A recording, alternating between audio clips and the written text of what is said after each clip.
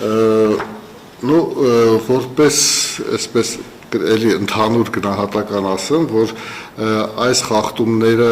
հատկապես արձանագրվում էին եւ տեղի էին ունենում, երբ երկրում հասարակական քաղաքական մթնոլորտը սրվում էր։ Սա կարծես թե փոխկապակցված բան է եւ տարիներ շարունակ մենք արձանագրում ենք, որ հենց այդ սրացումների ընթացքում են ավելանում նաեւ լրագրողների եւ լրատվամիջոցների ներկայացուցիչների նկատմամբ հարձակումները, տարատեսակ ճնշումները եւ այլն։ Եվ բոլորս հիշում ենք 25 թվականի այդ սրացումները կապված էին իշխանություն ընդդիմություն, իշխանություն եկեղեցու վերնախավ առճակատմանը, դրա հետ կապված մի շարք ուրեմն իրադարձություններ, կանոնավորումներ եւ այլն, եւ պետք է ասել, որ այդ իրադարձությունները մեր մեդիա միջավայրում լուսաբանվում էին ծայրահեղ այսպես դիրքերից, այսինքն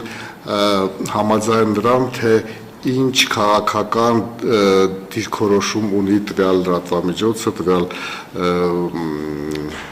խմբագրությունը եւ մեծ հաշվով այդ լուսաբանումների ընթացքում ցցուն կերպով եւս մեկ անգամ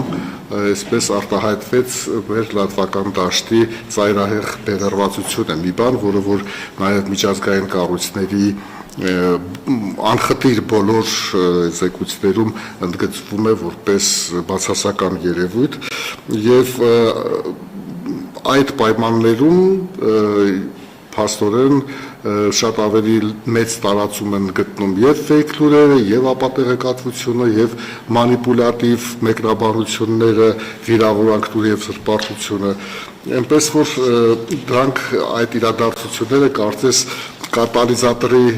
դեր էին կատարում եւ դրա լուսաբանումը արտացոլում էր, թե ով ում է սպասարկում լրատվական դաշտում եւ որտեղից է, ինչպես ես հաճախ ասում, քամին փչում երևում էր։ Եվ այս իրավիճակում փաստորեն քաղաքակիրթ բանավեճ, սուր հարցերի շուրջ, այսպես կոնստրուկտիվ քննարկում եւ այլն գրեթե չի լինում, դա եւ հեռարձակող լրատվամիջոցները դիտարկելով կարող են ասել եւ առհասարակ այդպիսի առողջ բանավեճերի սուր դեֆիցիտ ենք մենք նկատում եւ դա հատկապես մտահոգիչ է գալի խորհրդարական ընտրությունների առումով, որտեղ որ հենց այդ բանավեճերի եւ կարծիքների բախումն է, որ պետք է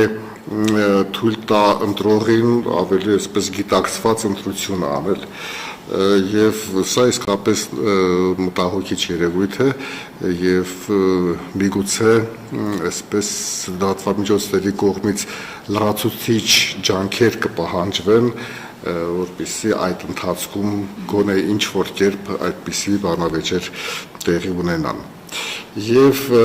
այս առումով հենց այդ կոնֆլիկտային իրավիճակը, ֆեյք լուրեր, ապատեղեկատվություն, վիրավորանք եւ զրպարտություն, այս ամենը, քանի որ լայնորեն տարածվել է լրատվական դաշտում, դրա հետ կապված բնական է, որ պետք է ավելանային նաև դատական հայցերի քանակը եւ դատական վեճերը։ Եվ ցավոք պետք է նշեմ, որ 2025-ի ցուցանիշը համադրելի է հետ հեղափոխական 2019 թվականի, հետ պատերազմյան 2021 թվականի տվյալների հետ եւ այդ քանակական աճը եթե այն ժամանակ շատ ավելի միգուցե սպասելի էր, ապա 25 թվականին որևէ այդպիսի արտարբուց բաներ չի եղել, եթե չհաշվենք այդ մշտական առճակատումը ընդդիմություն իշխանություն եւ եկեղեցու վերնախավի հետ նաեւ